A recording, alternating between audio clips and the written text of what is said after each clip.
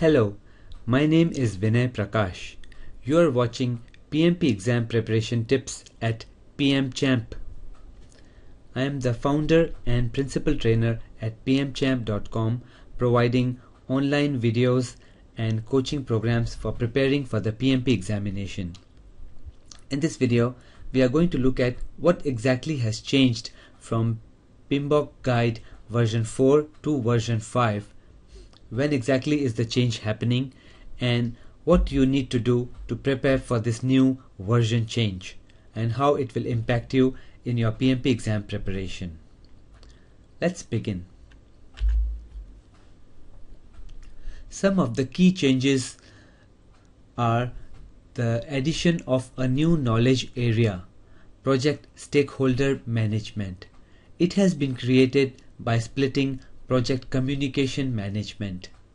Now there are 10 knowledge areas. There are no changes to the process groups, but there are changes to processes in the process groups. In the PMBOK Guide 5th edition, there are a total of 47 processes. That means that we have had an addition of 4 new processes to plan the management of knowledge areas and 2 new controlling processes, control communication and control stakeholder management.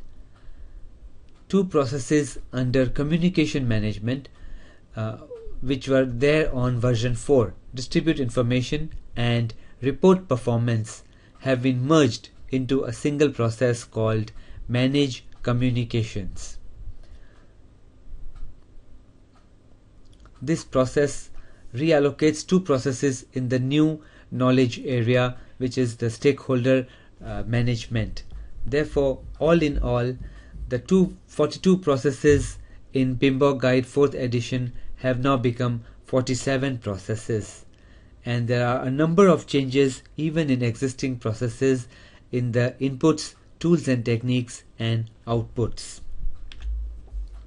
The 4 new planning processes are Plan Scope Management, Plan Schedule Management, Plan Cost Management and Plan Stakeholder Management. The 2 new controlling processes are Control Communications and Control Stakeholder Management. There are a number of changes to process names. For example, Direct and Manage Project Execution is now called Direct and Manage Project Work. Verify Scope under Scope Management is now changed to Validate Scope. Plan Quality changes to Plan Quality Management. Perform Quality Control changes to Control Quality. Develop Human Resource Plan changes to Plan Human Resource Management. Monitor and Control Risks changes to Control Risks. Plan Procurement changes to Plan Procurement Management. Administer Procurements changes to Control Procurements. And Manage Stakeholder Expectation has changed to Manage Stakeholders Engagement. So as you can see, there are a number of changes to the names of processes. This picture taken from the PMBOK Guide shows the 47 processes as they are distributed in the 10 knowledge areas and the 5 process groups. So you will have to become familiar with the changes and the 47 processes that are used in this process map. This is what you will be tested on the PMP examination starting from the 31st of July 2013. Why has all these changes been made? What is the real need for these changes and what exactly has changed? Let's see. The first thing that PMI looked at was to focus on consistency and clarity among the processes. There was a lot of feedback received by PMI after the PMBOK version 4th was released, and in the last 4 to 5 years all this feedback was gathered, sifted through, and then they came up with a new and better, much improved PMBOK version 5. Here, based on to create consistency, they have named many different documents and renamed them so that you are able to understand them better. For example, rename project document update to project document updates. Organizational process asset updates are now called organizational process assets updates. And for the inputs, outputs, the plans, subsidiary plans and baselines are listed first before listing other project documents. In the executing processes, there is a clear definition of work performance data, work performance information and work performance reports. The PMBOK Guide version 5 also has an extended and updated list of interpersonal skills for the project manager, the team and the stakeholders.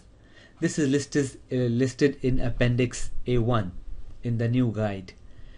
Further, inputs, tools and techniques and outputs to most processes have also changed slightly.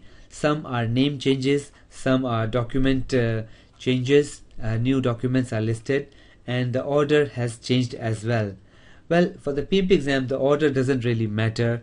What really matters is that you must know the correct new inputs, tools and techniques and outputs for the PMP examination. When does the exam change? Well, it changes on the 31st of July 2013. After this date, the exam will be based on the PMBOK Guide version 5. If you get an exam date prior to this date, that means you will be tested on the PMBOK Guide version 4 and you must prepare then for the 42 processes. So do check which date you are going for and which version have you prepared for, so that you book a date appropriate for the change. Now you need to use the latest PMBOK Guide 5th edition if you are planning to take the exam after the 31st of July. So use all the 10 knowledge areas and the 47 processes. You must answer questions based on the new 47 processes.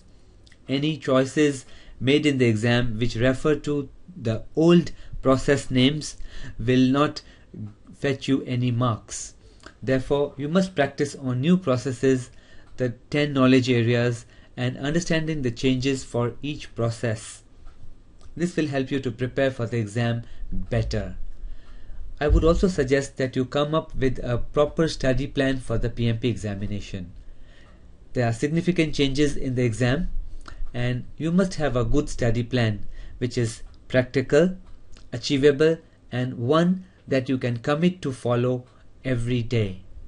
So my recommendation is to set aside 1 to 2 hours each day where you will focus on the PMP exam preparation.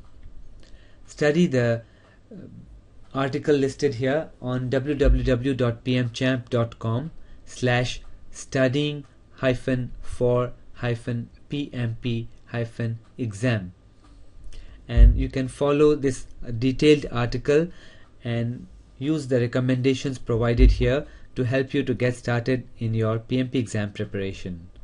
You can also join the updated PMChamp online PMP coaching program. The videos and coaching program will be updated and available for sign up from the June 30th, 2013 onwards. So if you're planning to take the exam after July, I'd recommend that you subscribe and join the online coaching program on the 31st of July, June onwards. If you still have questions on the revised PMP examination, feel free to email them to me. My email address is vinai@pmchamp.com. That's vinai@pmchamp.com. You can also visit pmchamp.com for more PMP tips, advice, techniques, articles, sample questions and much more for the PMP examination. Again, the main URL is www.pmchamp.com. Thank you and have a great day.